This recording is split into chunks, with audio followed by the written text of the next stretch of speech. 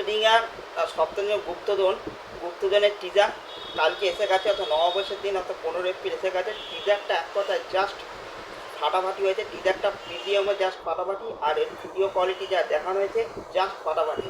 এই গল্পটা প্রেক্ষাপট নিয়ে যাওয়া আছে সুন্দরবনে, আর সুন্দরবনে যা প্রেক্ষাপট যেটুকুনি দেখানো হয়েছে জাস্ট ফাটাফাটি, বা যা দেখানো হয়েছে দুর্দান্ত একটা ব্যাপার স্যাপার। আর ধ্রুব ব্যানার্জি এই ছবিটার ডিরেক্টর, এই মানে আগের গল্পগুলোর মধ্যে এই গল্প সুন্দর সুন্দর, এই প্যাসেঞ্জারের যে গল্প একদম ভালো সুন্দর সুন্দর হিস্ট্রি কানেক্ট নিয়ে আছে, ইতিহাস কানেক্ট নিয়ে আছে। এইবারে ইতিহাস কানেক্ট হচ্ছে 4 শতকারের বংশধর, এইসব ব্যাপার স্যাপারগুলো সুন্দর তিনি নিয়ে আসেন। এই ব্যাপার স্যাপারগুলো এখানেও দেখানো হচ্ছে খুব দারুণভাবে ফুটে উঠছে। আর অর্থাৎ রুটেড কালচার, সুন্দরবনের সেই রুট কালচারটা, সেই বাঙালির রুট কালচারটা এই ছবিতে ভালোভাবে তুলে ধরা হয়েছে। এটাও জাস্ট ফাটাফাটি।